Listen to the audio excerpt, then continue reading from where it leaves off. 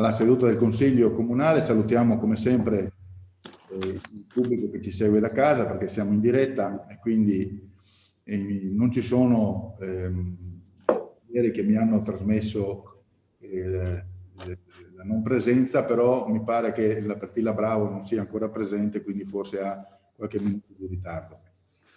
Chiedo comunque, questo come sapete è il proseguio del Consiglio precedente di ieri, quindi si parte dal terzo punto all'ordine del giorno. Chiedo alla segretaria per cortesia se fa l'appello, grazie.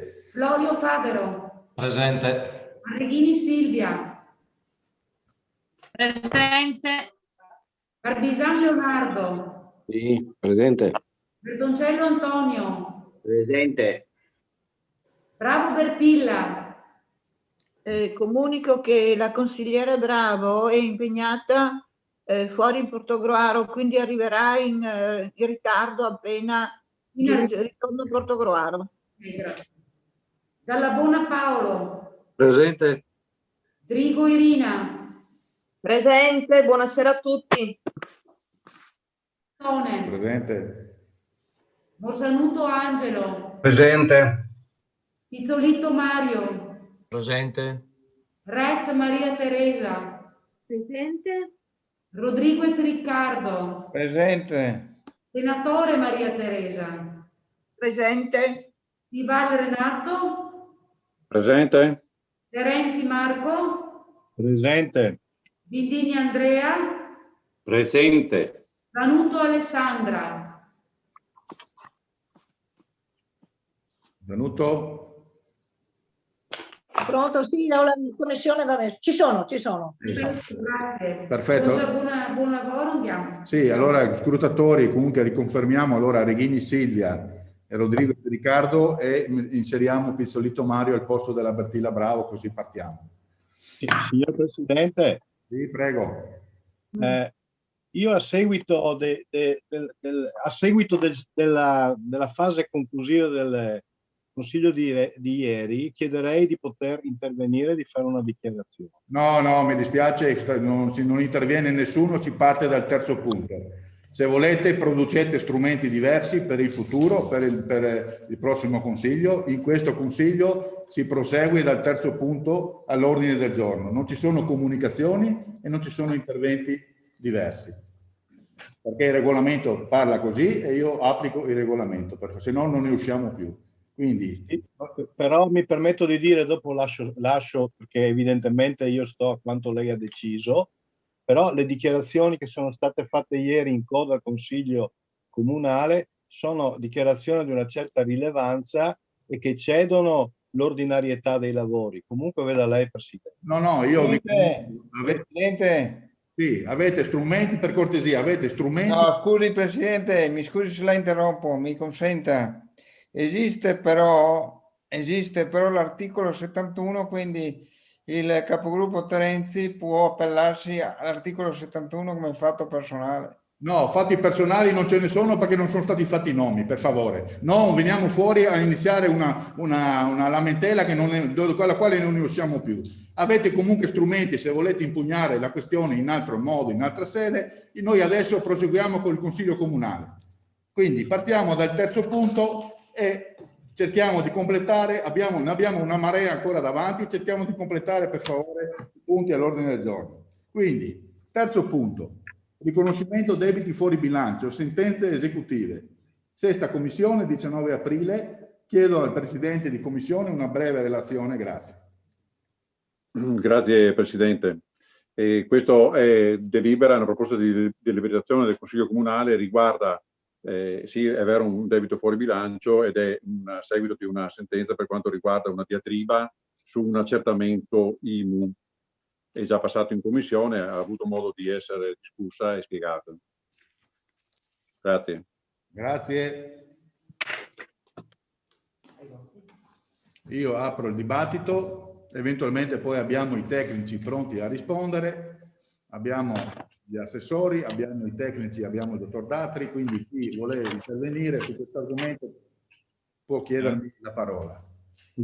Chiedo io, signor Presidente. Prego, consigliere Terenzi. Io prima di esprimere così una valutazione, anche un giudizio, un voto rispetto a questa delibera o anche alle delibere successive, vorrei fare una domanda al segretario generale a questo punto, mi pare di poter dire, o ai tecnici, insomma, vedete voi. La mia domanda è molto semplice. A seguito di situazioni inaspettate o comunque di sentenze, come nel caso di specie, il Comune non ha la possibilità, attraverso delle valutazioni, attraverso delle stime, attraverso anche delle previsioni che comunque può fare, non ha la possibilità di creare un fondo e accantonare delle risorse per evitare poi successivamente di dover ricorrere allo strumento del debito fuori bilancio? Rispondo io. Sì, rispondo subito al segretario. Buonasera. Allora, l'articolo 190 del testo unico dispone che c'è il riconoscimento ex legge dei debiti fuori bilancio.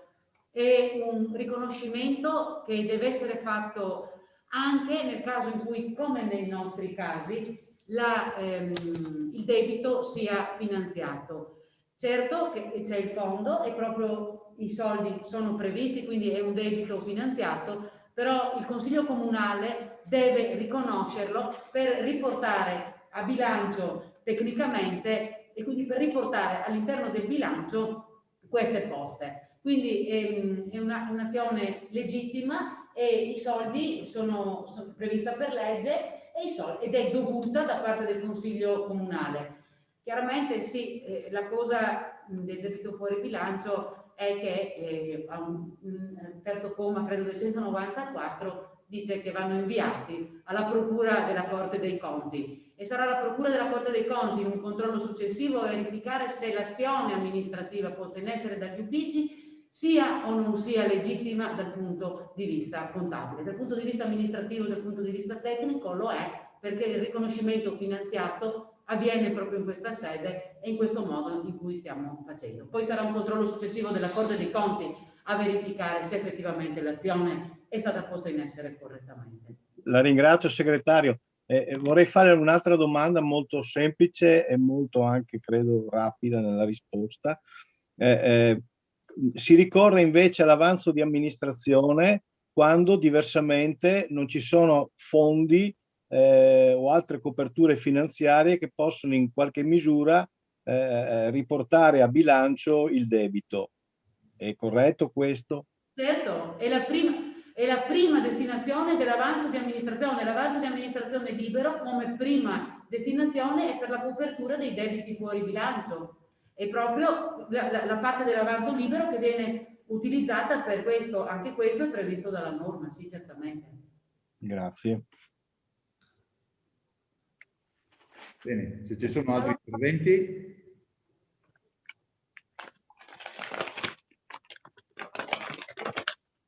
Vedo altri interventi, quindi io pongo... Sì, no, è dichiarazione di voto, Presidente. Prego, allora. Scuso, ma sì.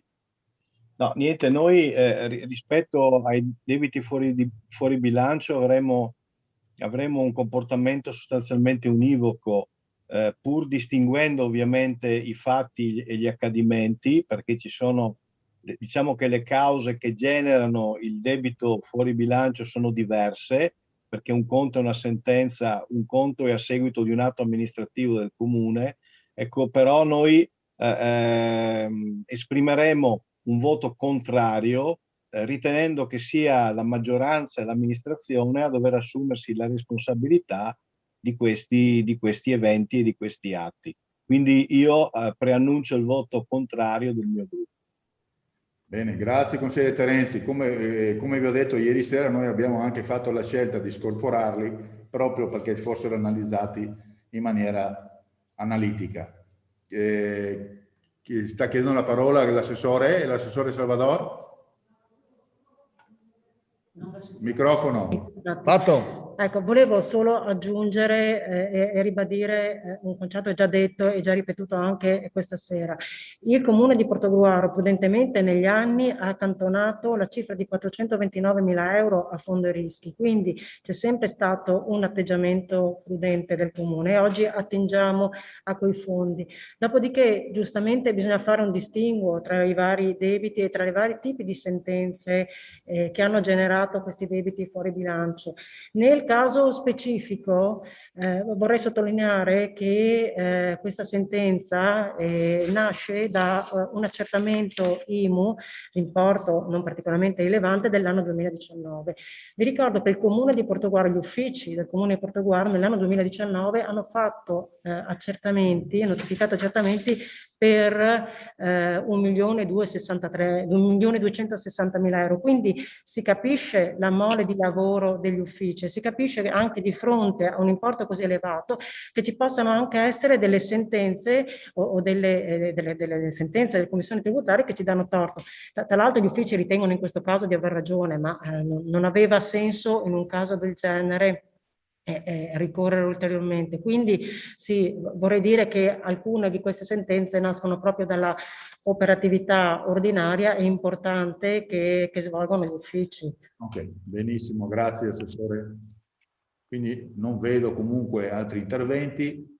Qui io pongo in votazione il provvedimento, chiedo alla segretaria per cortesia di proseguire. Sì, il voto duplice.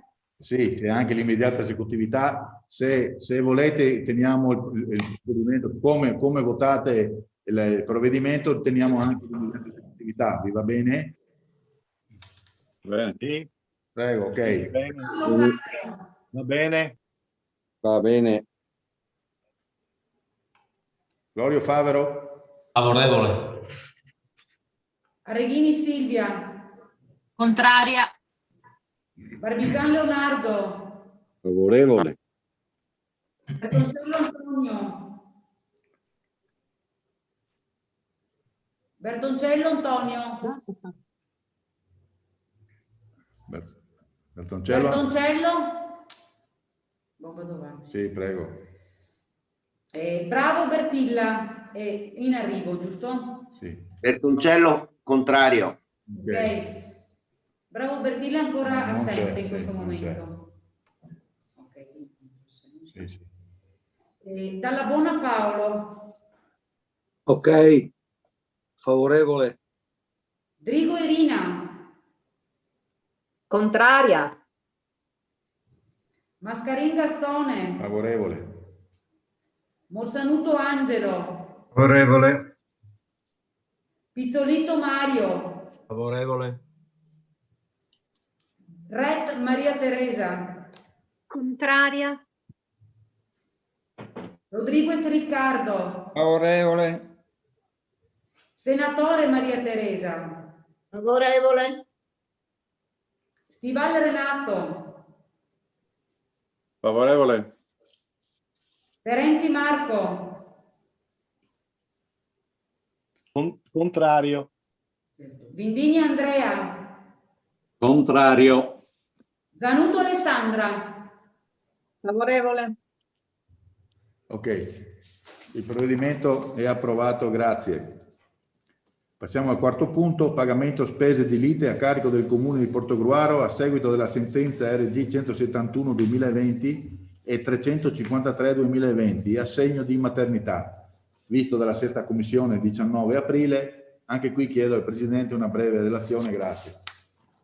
Grazie Presidente, anche questo punto è passato in Commissione, ha avuto modo di essere discusso e si tratta praticamente dell'accoglimento di una domanda di assegno di maternità che aveva trovato in prima istanza un diniego. Grazie. Sì, grazie. Anche qui non so se l'assessore vuole aggiungere qualcosa prima allora su questa sentenza qua o se il tecnico D'Atri, qualcuno, o se no andiamo avanti col dibattito. Presidente, abbiamo già illustrato bene il provvedimento in commissione. Ok. Quindi, non so, c'è dichiarazione di voto, interventi? Non vedo segnali, quindi io pongo in votazione il provvedimento. Chiedo al segretario di proseguire. Florio Favero. Favorevole. Areghini Silvia. Contraria. Barbisà Leonardo. Favorevole. Bertoncello Antonio. Contrario. Bravo Bertilla. Sì. Dall'Avona Paolo. Favorevole. Drigo Irina. Contraria. Mascarin Gastone. Favorevole. Morsanuto Angelo. Favorevole. Pizzolito Mario. Favorevole. Ret Maria Teresa. Contraria. Rodriguez Riccardo. Favorevole. Senatore Maria Teresa. Favorevole. Stival Renato. Favorevole. Terenzi Marco. Contrario. Vindigni Andrea. Contrario. Danuto Alessandra. Favorevole. Ok. Provvedimento approvato, grazie. Passiamo al quinto punto, riconoscimento di debito fuori bilancio, interessi su sentenza Corte d'Appello. Sesta Commissione, 19 aprile. Prego, Presidente Stivali. Grazie Presidente, come già lei ha detto nell'annunciazione, si tratta di un riconoscimento di un importo dovuto a un ricalcolo su degli interessi di una vecchia sentenza. Ed è stato anche questo oggetto di discussione ampia in Commissione con spiegazione di come si sono generati. Grazie. Grazie a lei. Sono interventi? Se non ci sono interventi, anche qui chiedo al segretario. Scusi. Sì, prego, Bertoncello, consigliere. Su questa, ma forse anche sull'altra, volevo solamente evidenziare una cosa, insomma, il calcolo degli interessi, se verifico come si sono succedute le date e le sentenze, potevano tranquillamente essere evitare un debito fuori bilancio, nel senso che, voglio dire, qui mi pare che le sentenze della Corte d'Appello, voglio dire, era antecedente al 2000 e la informazione era precedente anche al novembre del 2020. Quindi, come ha detto il nostro capogruppo, noi voteremo contro a tutte le delibere di debiti fuori bilancio, però ci tengo a notare questo, che alcune di queste, questa è una di quelle, e anche quella precedente, per esempio, ritorno un attimo solo per far comprendere che in data 8/8/2020 il segretario aveva, voglio dire, indicato che quella scelta dell'amministrazione era errata. E quindi, siccome il segretario aveva l'altro debito fuori bilancio, scusa Presidente, era del 18/8/2020, questo era un debito fuori bilancio che non doveva prodursi, e quindi su questo io lo voglio sottolineare, insomma, nel senso che qualche responsabilità, a mio modo di vedere, ci sono, ma come ha detto la segretaria, tutti i debiti fuori bilancio vanno indirizzati alla Corte dei Conti, quindi sarà la Corte dei Conti che valuterà attentamente la delibera. Ok, bene, grazie. Quindi pongo... c'è l'assessore, sì. Prego. Scusi, no, solo un chiarimento rispetto all'ultima considerazione del consigliere Bertoncello. Però tutto parte in questa causa direttamente da un ricorso di uno studio legale presentato il 28 maggio. Quindi di fronte al diniego degli uffici non c'è stato da parte di questo ufficio, di questo legale, una lettera, una prima interlocuzione. Parte immediatamente con la causa. A quel punto purtroppo il procedimento era già partito, ha capito? E quindi la risposta del dottor Ferrari in autotutela è avvenuta successivamente 2 o 3 mesi dopo, però l'ufficio illegale della signora era già partito immediatamente con il ricorso. Ok, grazie. Questo non cambia, Assessore Salvador. La questione... Cambia che se Legale avesse semplicemente inviato una corrispondenza, una lettera, si evitava il ricorso e si evitavano questi ulteriori costi. È partito immediatamente con il ricorso e a quel punto hanno fatto l'udienza.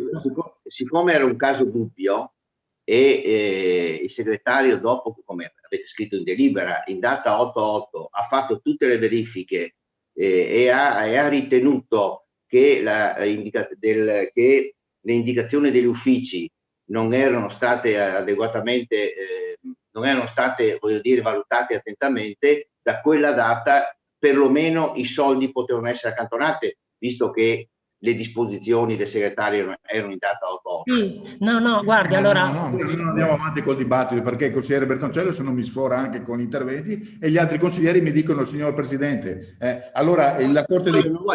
Non voglio intervenire. Abbiamo detto che la Corte dei Conti farà le proprie valutazioni, quindi ci sono state date le spiegazioni e anche l'intervento di Bertoncello, la propria opinione l'ha espressa, e quindi io direi che se ci sono altri interventi... Va bene. Grazie. Prego, segretario. Florio Favero. Favorevole. Arreghini Silvia. Contraria. Martisan Leonardo. Favorevole. Bertoncello Antonio. Contrario. Bravo Bertilla. No, non c'è. Dall'Abona Paolo. Favorevole. Vigo Irina. Contraria. Mascarin Gastone. Favorevole. Morsanutto Angelo. Favorevole. Pizzolitto Mario. Favorevole. Ret Maria Teresa. Contraria. Rodriguez Riccardo. Favorevole. Senatore Maria Teresa. Favorevole. Vival Renato. Favorevole. Terenzi Marco. Contrario. Indigni Andrea. Contrario. Zanuto Alessandra. Favorevole. Approvata, grazie. Volevo comunicare, perché mi ha appena scritto la consigliera Bravo, che come ha detto prima la capogruppo senatore è fuori città ed è appena partita, si collega appena può, se riesce più tardi, quindi è comunque assente giustificata. Passiamo al sesto punto. Riconoscimenti debito fuori bilancio, sentenza del TAR del Veneto, vertenza Comune di Portoguaro, ditta Petra SRLS.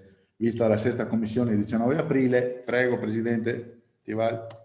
Grazie Presidente, anche questo argomento è stato visto nella sesta commissione di quella sera ed è stato esaminato dai commissari con la spiegazione da parte anche degli uffici, dove di fatto viene riconosciuto un importo a una ditta che era aggiudicataria di un lavoro che poi non ha eseguito, ma comunque nonostante l'importo che andiamo a erogare è sicuramente inferiore rispetto a quanto sarebbe stato previsto nella transazione iniziale, nella proposta di accordo iniziale.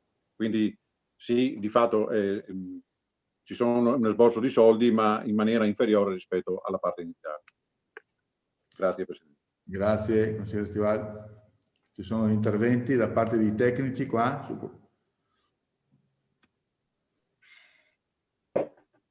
Allora... Io, signor Presidente, vorrei chiedere, perché la delibera l'abbiamo letta, ma non mi ritrovo con la spiegazione che ha dato il Presidente di Commissione, quindi io vorrei che cortesemente si rifacesse la dinamica di questa vicenda, perché qui sì, non c'è un discorso legato ad una mera sentenza legata ad accertamento di tassazione o di altro, ma è direttamente collegata all'azione dell'amministrazione. Allora vorremmo capire come si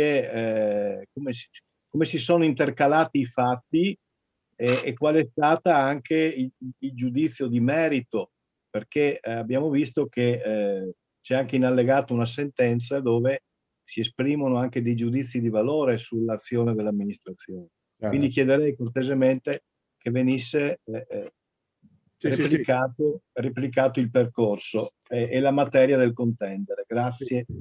Do la parola proprio all'ingegner Bonora proprio per questo. Prego, ingegnere.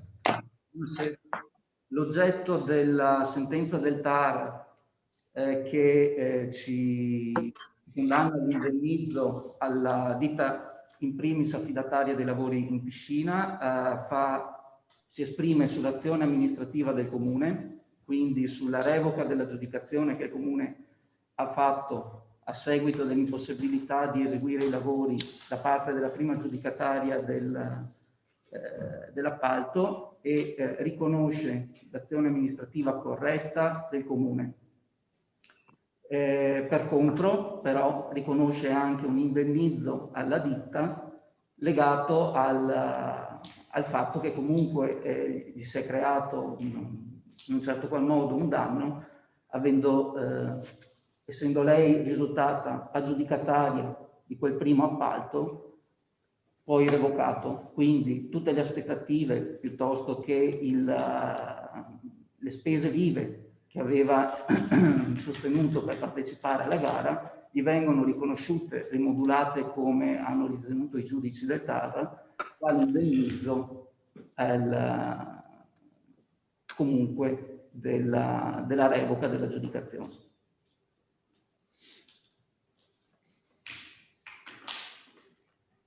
Posso fare una domanda? E cioè, Presidente, mi dica lei come si procede qua, io non voglio interferire. Allora io, come lei ha fatto domande, ritengo che sia all'interno del suo intervento, quindi prego, se vuol fare una seconda domanda, rientra nel... Allora, risponde al vero che la revoca è intervenuta perché si è dovuto modificare il progetto alla fine, cioè l'oggetto, diciamo così, dell'appalto, magari uso termini non corretti, ma insomma l'oggetto dell'appalto veniva sostanzialmente a modificarsi e quindi l'impossibilità non era da parte dell'impresa in quanto tale, ma era per il fatto che si doveva procedere con una modifica sostanziale del progetto originario. È così? È così, è stata fatta, ripercorro brevemente, è stato fatto un progetto, è stato messo a gara, quel progetto è stato aggiudicato, in sede delle verifiche iniziali è emerso che c'erano delle condizioni, e entro nel dettaglio. Inizialmente il progetto prevedeva la mera sostituzione degli elementi non strutturali della copertura. A seguito invece di verifica con i sondaggi durante il primo giorno di lavoro della ditta è emerso invece che c'erano degli ammaloramenti sulla parte strutturale. Sono stati quindi sospesi i lavori, verificato da parte della direzione lavori che questi ammaloramenti non erano puntuali ma diffusi. È stata quindi fatta, al di là delle interlocuzioni che ci sono state con la prima aggiudicataria, delle verifiche, un aggiornamento progettuale, quindi che prevedeva la completa sostituzione delle parti strutturali del tetto. A quel punto la classifica SOA della ditta non era più tale per potergli consentire l'esecuzione delle opere, si è dovuto quindi procedere a revoca e bandire riapprovare il progetto e bandire una nuova gara con queste nostre nuove condizioni. Questo in sintesi, se dopo ha bisogno di ulteriori dettagli sono qua. Per chiarire. Vuole terminare l'intervento, consigliere Terenzi? No, io ci tenevo che fosse chiarito la materia del contendere, perché dalla relazione molto stretta del Presidente di Commissione, anche inizialmente dell'ingegner Bonora, non si era colto il motivo di fondo, perché il motivo di fondo richiama probabilmente un'esplorazione, una valutazione che non è stata fatta probabilmente in modo approfondito, quindi mettendo in moto dei meccanismi anche concorsuali o di appalto che poi non hanno avuto esito perché si sono manifestati dei fabbisogni di natura tecnica diversi, più complessi, più articolati. Evidente che a nostro avviso c'è un vizio come dire, se così, non di procedimento, ma insomma di metodo. Ecco, questo sì, c'è un vizio di metodo. Probabilmente, anzi certamente, se la valutazione fosse stata più ampia e più come dire, tecnicamente avvalorata, probabilmente tutto questo iter avrebbe potuto essere evitato. E d'altra parte questo lo si coglie anche leggendo il dispositivo della sentenza, ecco perché vengono espressi anche dei giudizi da questo punto di vista che deporrebbero, uso il condizionale, in favore di questa interpretazione. Se posso solo dare l'ultima, è il motivo per cui viene trasmesso alla Corte dei Conti è proprio questo, perché laddove vengano rappresentate delle responsabilità sarà poi la Corte dei Conti a...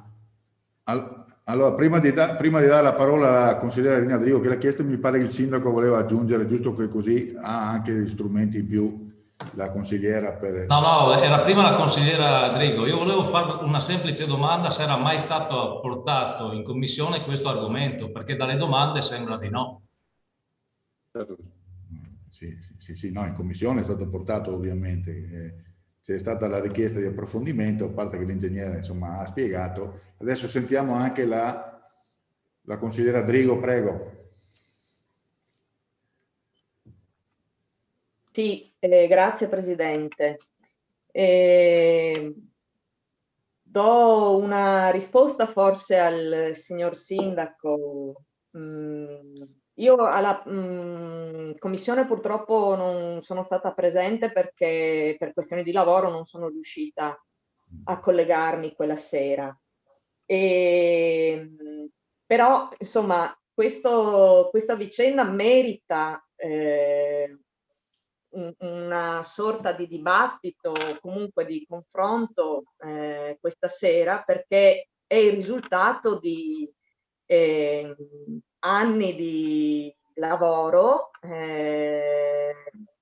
che di fatto viene anche nei termini che vengono utilizzati all'interno della sentenza giudicato sicuramente non positivamente, ed è giusto che emerga in Consiglio Comunale per trasparenza anche e soprattutto nei confronti dei cittadini questa situazione, perché di fatto insomma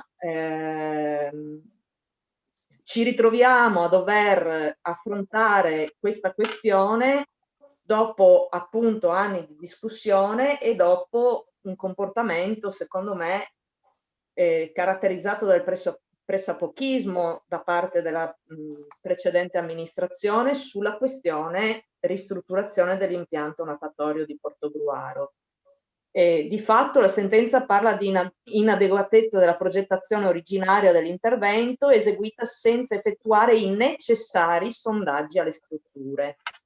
Sto leggendo le parole della sentenza, quindi non sono cose che non è un mio giudizio, e io credo che questo sia estremamente grave, anche alla luce del fatto che per anni non solo il gruppo consigliare di cui ho fatto parte, Centrosinistra Più Avanti Insieme, ma anche il soggetto gestore dell'impianto natatorio aveva trasmesso delle comunicazioni formali all'amministrazione nelle quali insomma faceva presente questa situazione.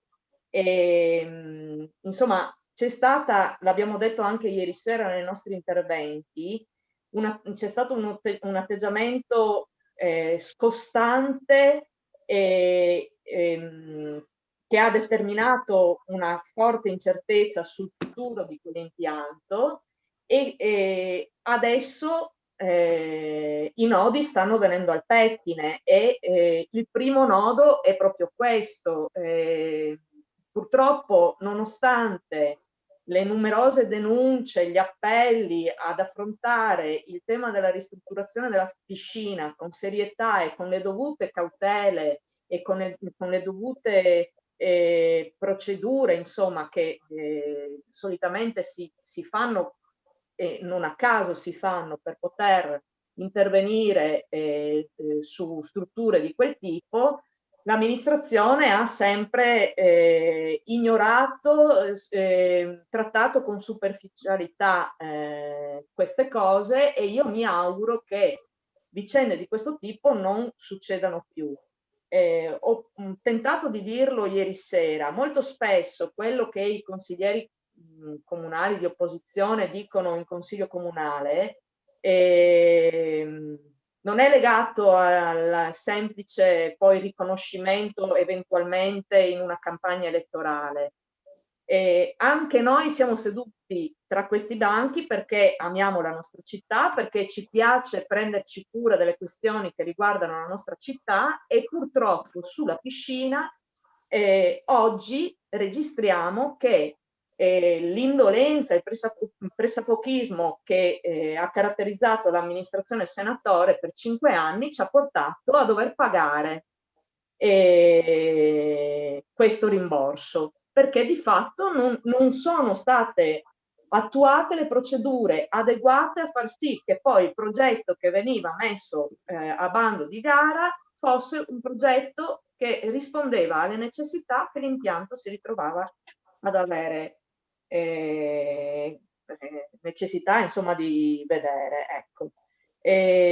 Quindi, signor Sindaco, si può anche aver discusso in commissione di questa cosa, chiaro, però credo che, insomma, sia doveroso anche in sede di consiglio comunale che vengano fuori come stanno realmente le cose e perché adesso i cittadini di Portogruaro si ritrovano a dover pagare questo indennizzo alla ditta che si era aggiudicata l'appalto sulla base di un progetto che non era adeguato, perché prima di realizzare quel progetto non erano state fatte tutte le procedure, tutti i saggi e le verifiche che normalmente si fanno.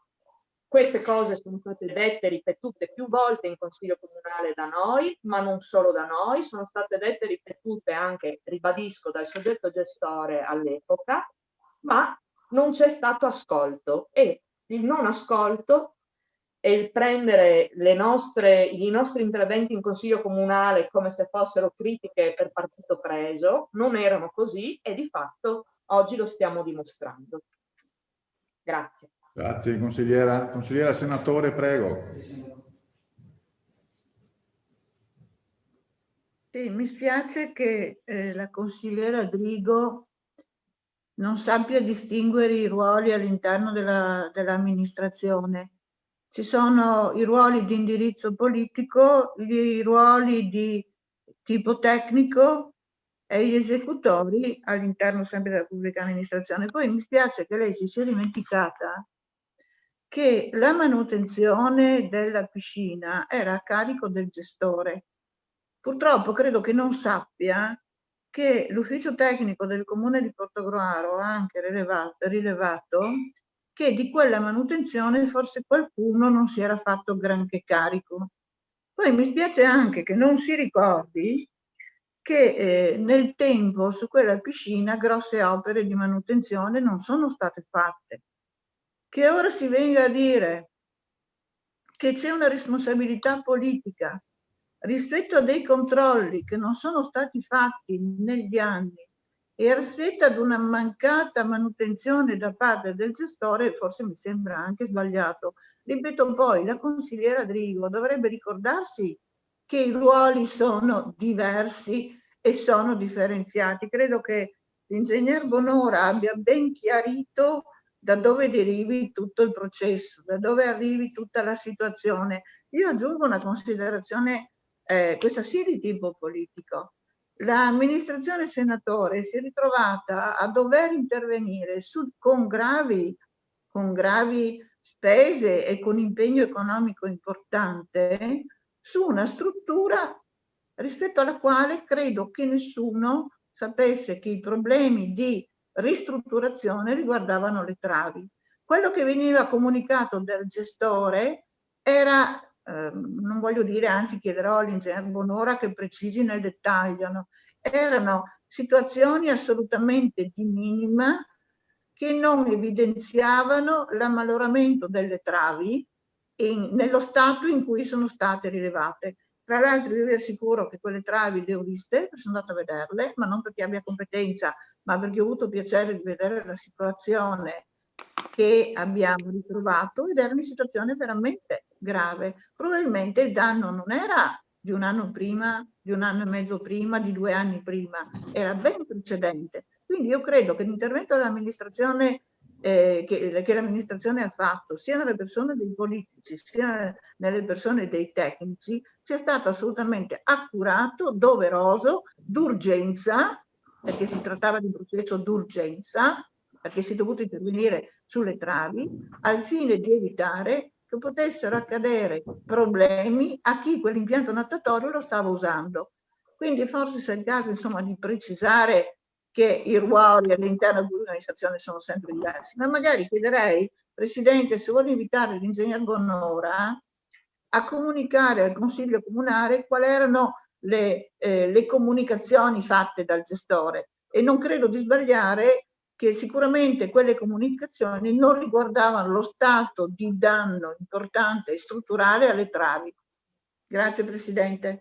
Grazie. Vuole ascoltare il consigliere Bonora o fa il suo secondo intervento, consigliere Adrigo? Non ho bisogno di ascoltare, ascolto volentieri e poi intervengo, ma le idee sono chiare perché abbiamo fatto accesso agli atti numerose volte e ho tutto il pacco di documentazione qui con me. Comunque mi fa piacere ascoltare l'ingegner Bonora. Le comunicazioni, che poi sono anche la base progettuale dalla quale si è partiti, era relativa alla parte non, come ho detto prima, insomma, la parte non strutturale della copertura. Non si menzionavano problemi strutturali alla copertura. Allora, innanzitutto, se posso, se ho diritto di replica. 5 minuti. Io non confondo assolutamente il ruolo del tecnico con il ruolo del politico e viceversa. Beh, è chiaro però che durante l'attività amministrativa i ruoli si intersecano, si confrontano e insieme il tecnico aiuta il politico a guidare un processo che vede poi la realizzazione di un progetto. Ok? Chiaro che il tecnico gioca il suo ruolo e il politico dà degli indirizzi. L'amministrazione comunale ha ricevuto il 7 agosto 2015 una segnalazione del livello precario della copertura della piscina. Ora, io mi immagino, anzi lo so, non è che si parla delle travi, però si segnala che c'è già il 7 agosto 2015 l'urgenza di sondare e capire che cosa sta succedendo, perché c'è appunto un livello precario della copertura. Nel febbraio 2016, in una relazione tecnica che è agli atti, viene segnalata nuovamente la necessità del rifacimento della copertura della piscina. A settembre 2016 nuovamente c'è un'altra segnalazione di deterioramento della copertura della piscina. Ora, ripeto, le persone che lavoravano lì dentro e anche un semplice tecnico del comune mi immagino che in un sopralluogo, diciamo così, ordinario, non possa rendersi conto dello stato in cui si ritrovano le travi. Però, dopo numerose segnalazioni di questo tipo, prima di attivare un appalto per una gara per la ristrutturazione e il rifacimento della copertura, penso fosse doveroso, viste le numerose segnalazioni, fare dei saggi che ci permettessero di capire prima di intervenire in che stato si ritrovavano le travi. Questa è una mia logica. Poi, come si è detto, ci sarà qualcuno che la Corte dei Conti che giudicherà il resto e vedremo quali saranno gli esiti di quel giudizio. Vorrei ricordare alla consigliera senatore che noi abbiamo sempre avuto consapevolezza del fatto che quell'impianto necessitava di interventi corposi di ristrutturazione. Purtroppo però noi abbiamo subito il patto di stabilità, cosa che la sua amministrazione invece ha subito in maniera molto più lieve. E ricordo anche che il ruolo del gestore principalmente richiede la manutenzione ordinaria. Manutenzione straordinaria tipo quella che abbiamo visto negli ultimi mesi chiaramente spetta al proprietario. Poi in realtà il gestore si era offerto di farsi carico anche della manutenzione straordinaria attraverso un project financing che ha presentato l'amministrazione, che inizialmente era stato accettato, poi è stato bloccato. Insomma, c'è stato un iter, l'ho detto prima, estremamente incerto e ondivago. L'amministrazione comunale ha cambiato idea su quell'impianto almeno una volta all'anno, dico almeno una volta all'anno, e tutto questo ha fatto sì che dal 2015 al 2019 si perdesse tempo prezioso e contestualmente non venissero fatti in realtà gli esami, i saggi, i sopralluoghi necessari per capire in quale reale stato versava la copertura della piscina. Perché, ripeto, dopo numerose segnalazioni come quelle che sono state fatte, io credo fosse necessario fare prima quei saggi e poi eventualmente predisporre un progetto da mettere in gara. Grazie. Il consigliere senatore vuole fare il secondo intervento? Perché vedo... Grazie Presidente. Beh, intanto ringrazio la consigliera Drigo perché ha sottolineato la differenza dei ruoli all'interno dell'amministrazione. Poi preciso anche che io non ho competenze tecniche, quindi mi sarei mai azzardata a salire all'interno della struttura della piscina per vedere le travi. Ma mi sembra anche di ricordare, ma chiedo all'ingegner Bonora di aiutarmi, che la manutenzione della copertura non significa manutenzione delle travi, significa manutenzione del manto di copertura. Poi tra l'altro quanto aveva promesso, aveva proposto il gestore circa le opere di manutenzione straordinaria riguardavano solo e unicamente la manutenzione della copertura e non delle travi, ragion per cui probabilmente neanche il gestore sapeva che le travi erano ammalorate e danneggiate nello stato in cui si trovavano. Poi vede, io ovviamente ognuno fa il suo ruolo, la consigliera Irina Drigo, come ha fatto precedentemente, fa il ruolo di opposizione, quindi è corretto che sia così. Però le valutazioni su situazioni ondivaghe di incertezza sono una sua percezione. Io credo invece che gli uffici tecnici, il personale del Comune di Portogruaro, i dirigenti, si siano comportati in maniera assolutamente molto corretta, con grande competenza, e non abbiano mai avuto né atteggiamenti ondivaghi né atteggiamenti che non fossero assolutamente di tipo tecnico corretto. Le indicazioni che sono state fornite alla parte politica sicuramente erano le migliori possibili, ragion per cui, ripeto, io non sono un tecnico, non sono in grado di capire quanto la consigliera Drigo continua a indicarmi come atteggiamento ondivago rispetto alla manutenzione della piscina, perché non sono in grado di capirlo, ma credo di essere stata nella condizione di potermi fidare fino in fondo dei tecnici del Comune di Portogruaro, e credo che quanto hanno fatto sia stato il meglio che si poteva fare. Quindi prima di attaccare un qualsiasi altro, che sia o in maggioranza o in opposizione, io sto sempre molto attenta, cerco di vedere quale sia la situazione corretta, anche perché per il bene della nostra città è opportuno che tutti si vadano nella stessa direzione, perché come dato di fatto abbiamo evitato che quelle travi in qualche modo creassero dei danni a qualcuno. La piscina è stata sistemata per opera dell'amministrazione senatore con un intervento molto importante di rifacimento della struttura, non di manutenzione della copertura, cosa ben diversa. E ripeto, Io devo ringraziare l'ingegner Bonora, in primis, e tutto il personale dell'ufficio tecnico per la grande attività che hanno fatto in relazione alla sistemazione della piscina di Portogruaro. Grazie Presidente. Grazie consigliera. Prego, consigliera Zanutto, a lei. Sì, buonasera. Allora, mi permetto di dire, allora, per quanto riguarda la consigliera Drigo, devo dire che una delle poche volte in cui sono d'accordo con lei, nel senso che le cose bisogna farle bene, e su questo ne do perfettamente d'accordo. Che poi siano loro a insegnarlo, ecco, su questo lasciamo perdere, perché non voglio entrare in altri termini e in altri temi che non sono di competenza di questo argomento.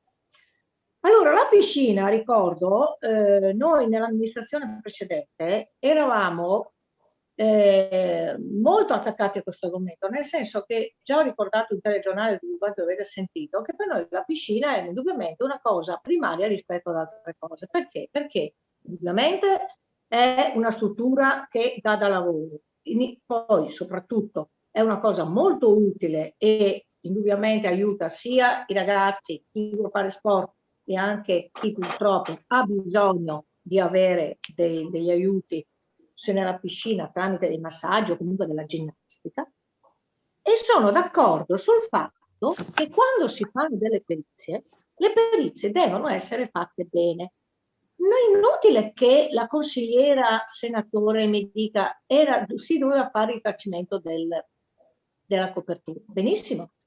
Ma se io a casa mia devo rifare il tetto, io incarico una persona, in cui io logicamente ho fiducia, ma che è in grado di farlo. Non posso farla io la perizia sul tetto. Questa persona, questo incaricato, questo tecnico, mi dirà: signora, ci sono le tegole che indubbiamente sono da cambiare, però bisogna rifare l'isolamento e secondo me magari andiamo anche a vedere in soffitta che non ci sia qualcosa, perché se io in soffitta ho delle travi che non mi tengono su il tetto, è inutile che io metta me sul tetto. Ribadisco, le cose bisogna farle bene. Non sto dando colpa a nessuno, ma quando non mi si venga a dire la copertura non includeva i travi, ma stiamo scherzando? Quando uno deve fare la copertura, deve farla bene e deve sapere a cosa sta andando incontro. Cioè noi sulla piscina siamo stati attenti, abbiamo sempre detto: mi raccomando, noi siamo consiglieri, ci fidiamo dei tecnici, e ora ci troviamo in queste situazioni. A me dispiace dirlo, ma veramente mi dispiace dirlo, ma non sono assolutamente d'accordo con questo riconoscimento a debito fuori bilancio. Per cui personalmente, penso anche tutto il mio gruppo, ma lascio a tutti la libertà di fare, di avere la loro decisione, io non partecipo a questo voto, perché non intendo approvare una cosa, okay, di cui io non voglio rendermi responsabile. Le persone a cui si incaricano bisogna che siano persone di fiducia e ben formate. Non si può dire le travi non fanno parte della copertura. Su questo dissento in assoluto. Per cui da questo momento io esco dal Consiglio Comunale. Abbandona il Consiglio? Ok. Quindi la vedo che abbandona il Consiglio? Almeno ha dichiarato l'abbandono del Consiglio. Durante la discussione... Consigliera Zanutto intende dal punto o dal Consiglio? Sì, dal punto, mi scuso, nel senso che abbandono la seduta e dopo rientro. Sì, pardon, mi sono espressa male io. Dal punto, ok. Posso? Prego, consigliere Bertoncello. Alcune considerazioni, perché l'intervento del mio capogruppo e della consigliera Drigo, in aggiunta a quello della consigliera Zanutto, hanno fatto abbastanza chiarezza.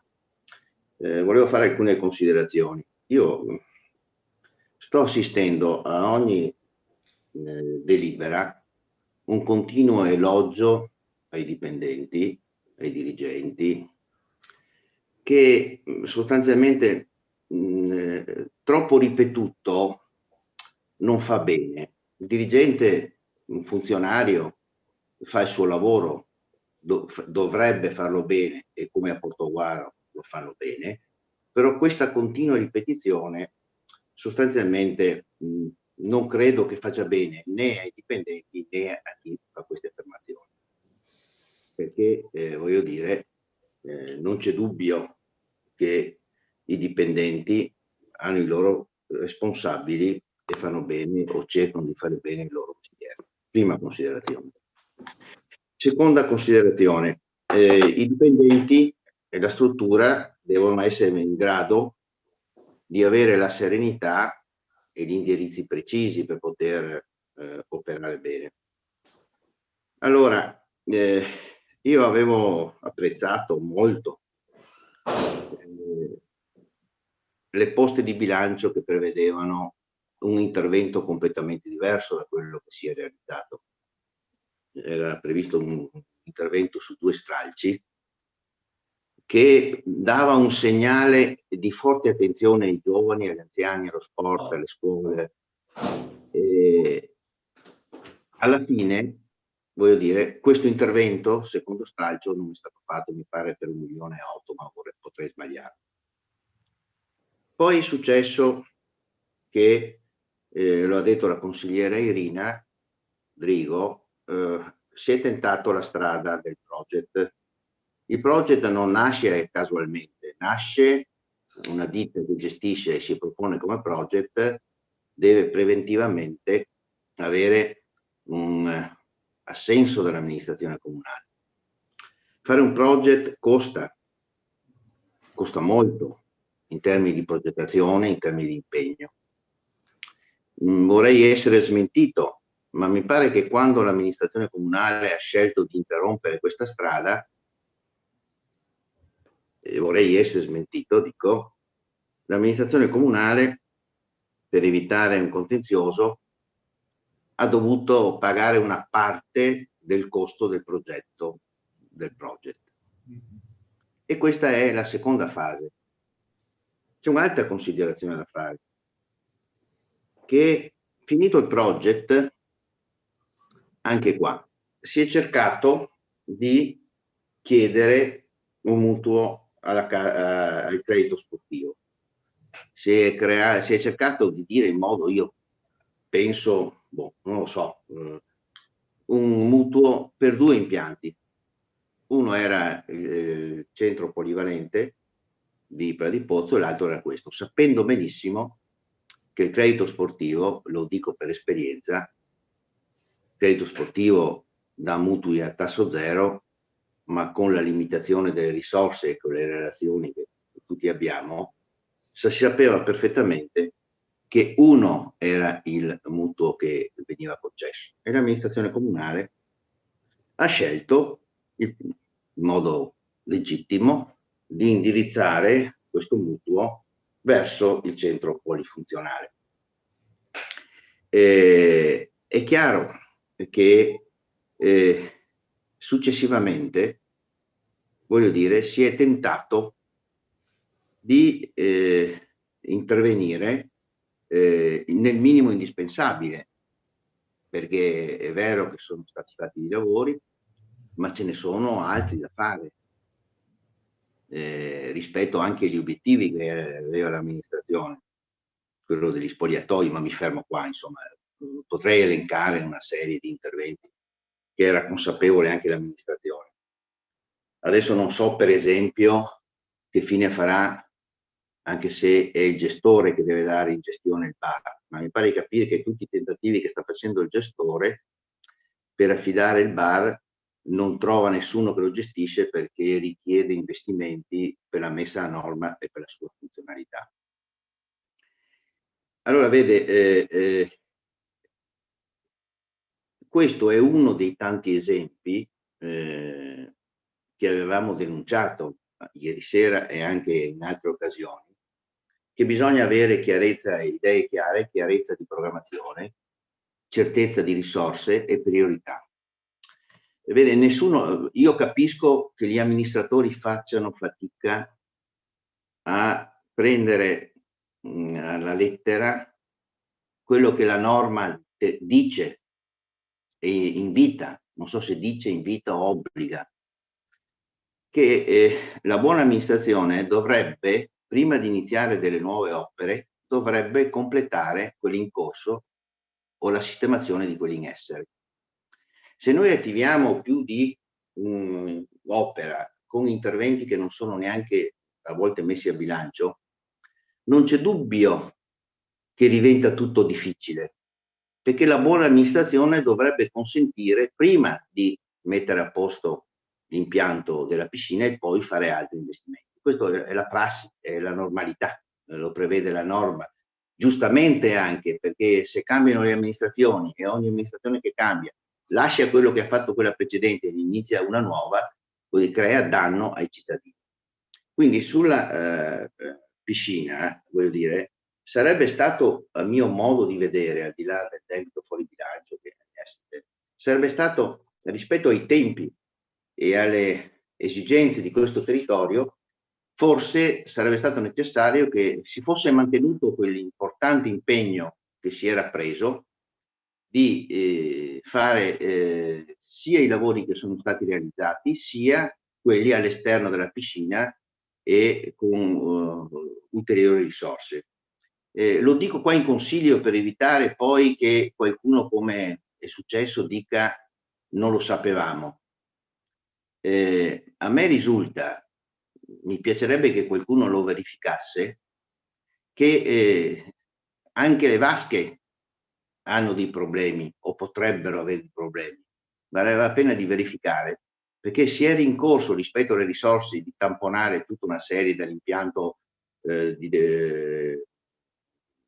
termico, dall'impianto idraulico, sostituendo dei pezzi, non cambiando, almeno da quello che ho letto sulle delibere, cambiando completamente gli impianti.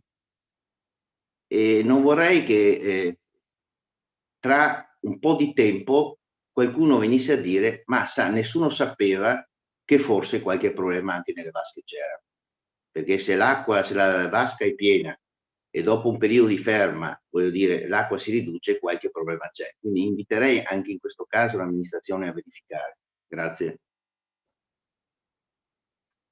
Grazie consigliere Bertoncello. Prima di dare la parola al consigliere Morsanuto, il dottor Ger Bonora voleva fare una puntualizzazione. Sì, sull'acquisto,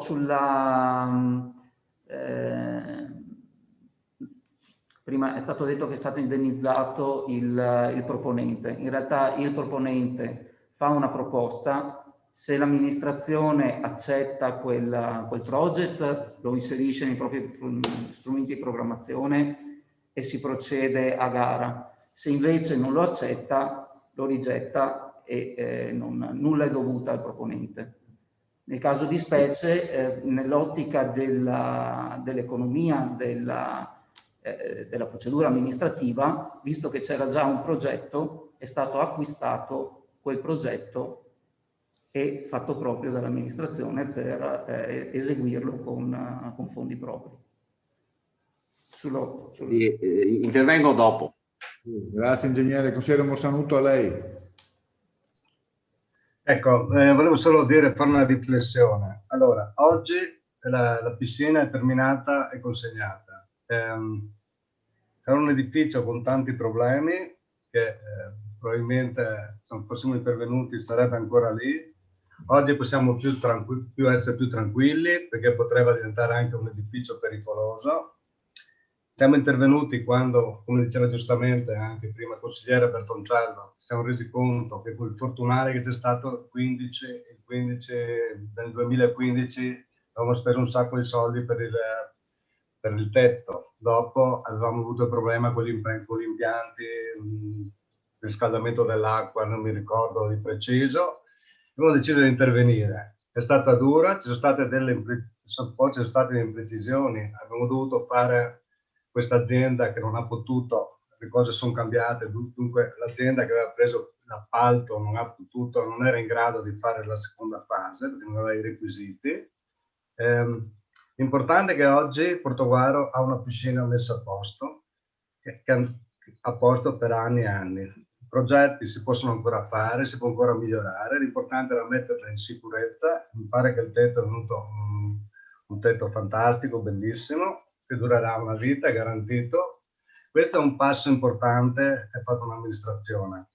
Quando si fanno lavori così importanti penso che non sia ancora finita, perché dopo magari mi corregge anche l'ingegnere Bonora, ma sono venuti fuori altri problemi sul riscaldamento, sulle valvole, sul costo. Quando si fanno interventi così importanti possono succedere inconvenienti. È chiaro che dopo, io capisco benissimo anche l'intervento del consigliere Drigo, del Bertoncello, di altri che ho sentito, però quando si sta su una casa dentro 30 anni non è che quello che subentra la metà a posto, non si può dire ma io sapevo qua un disastro. Se tu sapevi come amministratore che c'erano dei problemi di pericolosità e incolumità per le persone, avresti dovuto intervenire, le risorse le trovavi anche in maniera, facendo anche delle operazioni straordinarie economiche, anche sforando il bilancio, quando il patto di bilancio, anche quando ci sono problematiche che mettono in pericolo l'incolumità delle persone. Dunque, quando mi dicono che sapevano tutto, che la piscina era questo, era l'altro, e c'erano tutte queste problematiche gravi, io penso che non lo sapessero neanche loro, perché se uno è stato assessore allo sport e l'altro sindaco, se ci fossero state delle grandissime problematiche, sarebbero sicuramente intervenuti per garantire la salute dei cittadini e dei giovani, delle scuole che vanno. Ecco, c'è questo debito fuori bilancio, il consigliere Zanutto certe cose ha anche ragione, bisogna stare più attenti, bisogna fare delle valutazioni.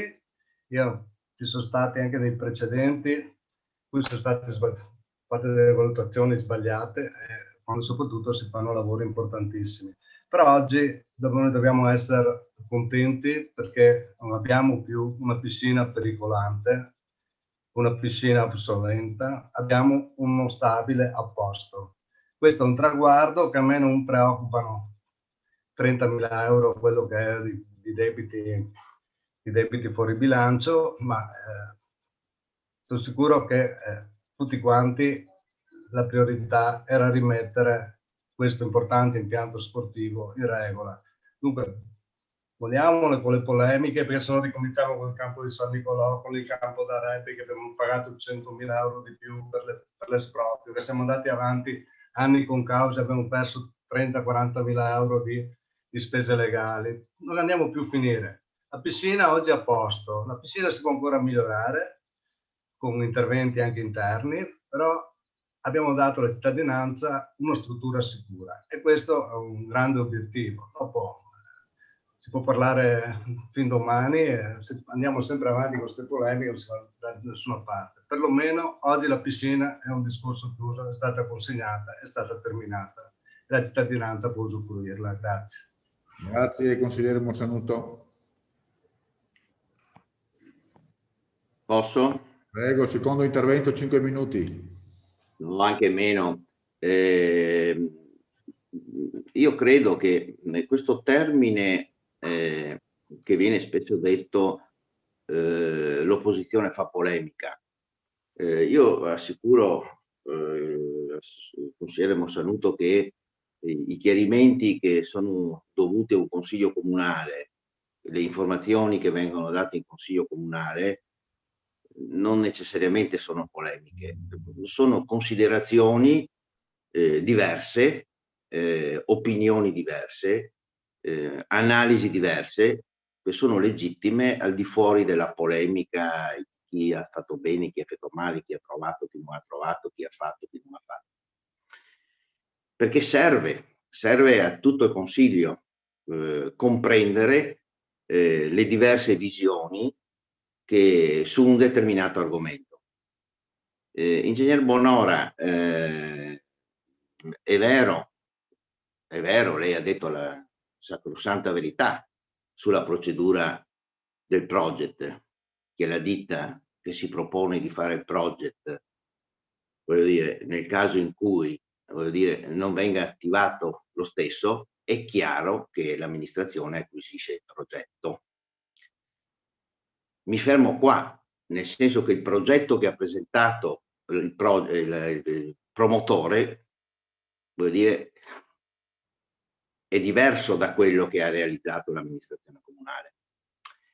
E quindi, voglio dire, c'è stata, voglio dire, una interlocuzione per addivenire a una soluzione rispetto al costo del progetto, per evitare di trovarci di fronte magari, visto la complessità, la litigiosità, le situazioni che si erano verificate, si correva il rischio di avere un altro contenzioso. Quindi io metto in evidenza che l'acquisizione da parte del comune del progetto si è definita con un'interlocuzione e con l'acquisizione di un progetto che era diverso per dimensione, per importo e per tutto. Era un altro progetto completamente diverso, con investimenti completamente diversi. Quindi lei fa bene a dire che l'amministrazione l'ha acquisito. Certo che l'ha acquisito. L'ha acquisito con i criteri e le considerazioni che ho fatto io. Grazie. Grazie, consigliere Bertoncello. Allora, non vedo altri interventi. Presidente, dichiarazione di voto. Prego, consigliere Terenzi, dichiarazione di voto. Allora, due elementi semplici come premessa del nostro voto. Allora, è evidente qual è il nostro orientamento. Voglio però rispondere semplicemente e in poco tempo al consigliere Mossanuto e al sindaco. Al consigliere Mossanuto, anch'io sono contento come cittadino e consigliere che il tetto della piscina sia a posto e i cittadini che utilizzano la piscina siano in sicurezza. Il problema però è un altro. Noi abbiamo posto un altro problema.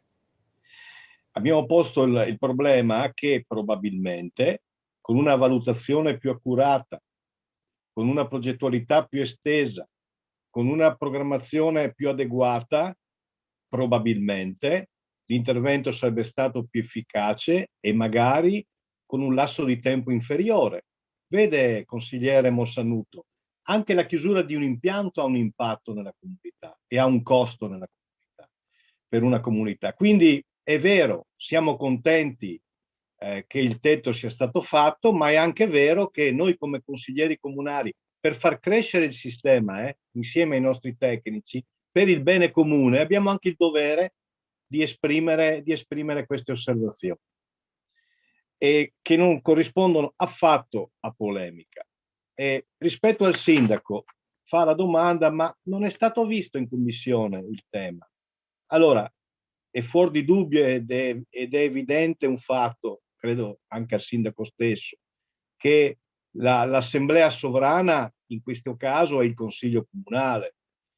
Ed è vero che è stata vista in commissione, ma è anche altrettanto vero che se ci fosse stata una relazione più esaustiva in sede di consiglio comunale probabilmente da parte del presidente di commissione o da parte del tecnico, io dico che il presidente di commissione a questo punto, che avrebbe dovuto esercitare il suo mandato, probabilmente queste nostre domande che potevano sembrare pleonastiche in realtà potevano essere evitate. Ma in realtà ricordo al sindaco che lui è il capo dell'esecutivo ed è chiaro che noi rispettiamo il suo ruolo e la sua funzione, ma quando il consiglio è chiamato a deliberare è il consiglio comunale la sede sovrana. Ecco, detto questo, per tutte le considerazioni che avete udito e sentito, il nostro gruppo voterà contro questa delibera. Grazie consigliere Terenzi. Quindi io, se non sono altri interventi, pongo in votazione. Per dichiarazione di voto, Presidente. Prego. Allora, ho sentito la collega Alessandra Zanuto, e il quale condivido pienamente il suo pensiero, che la cosa andava gestita e valutata diversamente. E condivido anche quando il consigliere Mossanuto dice che finalmente la piscina è finita. Ci abbiamo lavorato parecchi anni, per di Dio. La piscina è una struttura perfetta adesso che i cittadini possono usufruire, però su questo punto all'ordine del giorno, su questa variazione di bilancio, io credo anche a nome dei nostri consiglieri della Lega non partecipiamo al voto. Grazie Presidente. Grazie consigliere Barbisan. Quindi io pongo in votazione. Presidente, io non partecipo al voto. il consigliere Rodriguez. Neanche il sottoscritto, Presidente. Sì, ok, la Lega, ok, abbiamo capito. Quindi pongo in votazione Non partecipa al voto qui. il gruppo Lega. Quindi Dalla Bona, Barbisan, Zanutto. Zanutto, Barbisan, Dalla Bona, aspetta, e Pizzolito. Non so, Pizzolito non si è espresso, ma... Pizzolito sì, vota o non vota? Consigliere Pizzolito, lei cosa fa? Che è anche il capogruppo, tra l'altro. Consigliere Pizzolito? Io chiedo scusa, ma ho dei problemi. Sì, anch'io mi unisco al gruppo. Ok. Si unisce al voto? No, al gruppo Lega. E il consigliere Rodriguez non vota, non partecipa. Chiedo alla segretaria di porre in votazione il provvedimento. Non solo perché Sì. devo verificare. Sì. Quindi presenti a questo punto ho, Sì. non ne ho più 16 perché la Bravo è assente, giusto? Sì, esatto. Quindi sono 16. Meno Zanutto 15, Barbisan 14, Dalla Bona 13, Pizzolito Meno. 12, Rodriguez. Rodriguez 11. Quindi ho presenti 11 e votanti 11. Quindi le calcolo sui presenti e sui votanti. Certo. Ok, proviamo, vediamo Sì, se prego. va tutto bene. Florio Favero. Favorevole. Arreghini Silvia. Contraria. San Leonardo. Assente. Assente. Bertoncello Antonio. Bertoncello Antonio. Consigliere Bertoncello al voto. Bon, vado avanti, dopo lo richiamo. Bravo Bertilla, non c'è. Giusto? Contrario comunque. Sì. Dalla Bona Paolo. Non partecipa. Drigo Irina. Contraria. Mascarin Gastone. Favorevole. Mossanuto Angelo. Favorevole. Ret Maria Teresa. Contraria. Pizzolito non vota, no? Rodriguez Riccardo. Non vota. No, non vota. Senatore Maria Teresa. Favorevole. Stival Renato. No, si è ordinato, sì. Stival Renato. Favorevole. È arrivato il messaggio. Terenzi Marco. Contrario. Vindini Andrea. Contrario. Non c'è. No. Il provvedimento non è approvato. Grazie. Passiamo al settimo punto, all'ordine del giorno. Contratto di servizio mensa scolastica, riconoscimento debito fuori bilancio, anno 2020. Sesta commissione, prego Presidente. Sì, anche questo argomento è passato in sesta commissione ed riguarda il contratto di servizio di mensa scolastica e trattasi di maggiori oneri per quanto riguarda la pandemia e soprattutto il periodo prolungato della stessa, e quindi viene riconosciuto il pagamento della fattura che la ditta appaltatrice ha presentato come maggiori costi, maggiori oneri per l'assolvimento delle prestazioni.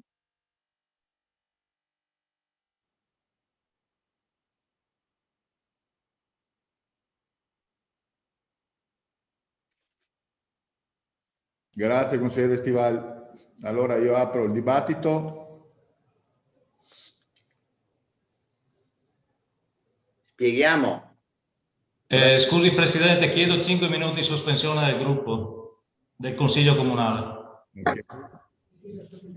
Sì, va bene. Va bene. Grazie. Tutti d'accordo? Perché, scusa? Sì, anch'io chiedo la motivazione, signor Presidente.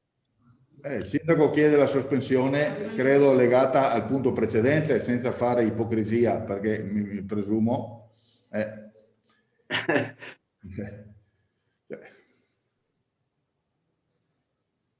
io chiedo comunque ai capigruppo, perché io non ho la facoltà di sospendere così in maniera imperativa, non è neanche nel mio carattere. Quindi io chiedo... Per il gruppo senatore va bene, Presidente. Chiedo ai capigruppo. Per il nostro gruppo no, non va bene, Presidente, nel senso che un conto è... allora se c'è una motivazione, la motivazione la si esprime. Se non c'è un'espressione di motivazione e se non c'è un provvedimento che deve essere o emendato, verificato o in qualche modo condiviso, non lo so, se lo chiedo anche a lei, sa, non lo so se... Certo, cioè, a mio avviso dovrebbe essere motivata la richiesta di sospensione. Chiedo la sospensione al Consiglio Comunale per parlare con i capigruppo preventivamente al prossimo punto all'ordine del giorno. Sì. Ok, quindi io ovviamente su richiesta del sindaco chiedo ai capigruppo, perché ripeto non ho la facoltà di fare l'imperio, alla maggioranza dei votanti, quindi chiedo la cortesia della sospensione. Se volete votiamo, ogni consigliere vota, non è un problema. La sospensione, chiedo alla segretaria di far votare. Presidente, ma non ho capito. Allora, voglio puntualizzare, la richiesta di sospensione può essere fatta da qualunque gruppo in Consiglio Comunale. Io ho la facoltà e l'obbligo di metterla ai voti, e se ai voti passa la sospensione, ne abbiamo già fatte tante negli anni, se vi ricordate, quindi è una richiesta che si può fare e io ho la facoltà di metterla ai voti. Chiamo la segretaria per cortesia, metto ai voti la sospensione. Scusi, Presidente. Prego. Vede, sarebbe stato, dal mio punto di vista... No, ma non c'è il punto di vista, consigliere No, Bernacchi. aspetti, mi lasci esprimere un secondo. Non sono portato a fare polemiche, almeno... Non è questione di fare polemiche, è regolamento. Allora, io credo che sarebbe stato opportuno, voglio dire, discutere o iniziare il punto all'ordine del giorno come oggetto e poi si chiede la sospensione perché una maggioranza vuole preventivamente, dopo i fatti che sono accaduti, fare un confronto. Ma ha ragione il capogruppo, non è un problema di votare, ci mancherebbe che noi non accettiamo, credo io, e come ha detto il mio capogruppo, non accettare una richiesta di qualsiasi gruppo. Certo. Il problema vero è che forse sarebbe stato opportuno, visto che il sindaco ha dichiarato la motivazione, di metterlo appunto, lei lo elenca, in quel momento il sindaco ha titolo di dire scusate, su questa deliberazione non è un fatto formale. Mi scusi, consigliere Bartolini, è una motivazione, mi permetta, un po' insulsa questa. Cioè, grazie. Insulsa nel senso che ha poco senso. Cioè il sindaco ha chiesto prima di iniziare un punto... Va bene, dai, va bene. No, io la metto ai voti, adesso chiedo alla segretaria di metterla ai voti. Io non ho capito. Il sindaco ha chiesto la convocazione dei capigruppo o ha chiesto la convocazione dei gruppi di maggioranza? I capigruppo. Ha parlato di capigruppo tutti, quindi anche... Certamente. Allora, chiedo scusa. Diverso, insomma. Purtroppo a volte questo metodo può portare a non capire certe cose, è normale. No, ma infatti la domanda era finalizzata a chiarire questa cosa. Certo, ma è normale perché essendo vista a distanza non è chiaro. Ok. È chiaro, ha ragione. Sapete tutti che con questi strumenti qua risulta tutto un po' più difficile. Questo è. Purtroppo mi spiace, mi adopererò per il futuro se riusciamo a ritornare in presenza, se non a maggio, almeno a giugno, e quindi diventerà... È cosa buona e giusta. Cosa più semplice. No, ma forse allora Presidente, siccome io non avevo capito, nel senso che perché il sindaco ha detto chiedo la sospensione del consiglio, non c'è stata più la motivazione e infatti si poteva supporre che lui la chiedesse per incontrare i capigruppo della sua maggioranza, oppure, come ha detto Testè, di incontrare i capigruppo complessivamente. È chiaro che se è un incontro legato alla presenza di tutti i capigruppo, allora cambia la questione e io evidentemente non ho nulla in contrario. Quindi adesso eventualmente se il sindaco ripuntualizza, noi allora a questo punto non pongo neanche i voti e facciamo la sospensione sostanzialmente. Certo, certo. Okay. L'importante è capire il motivo e chi sono i soggetti coinvolti nell'incontro successivo alla sospensione del punto. Ok. I capigruppo, giusto sindaco? Per sbaglio?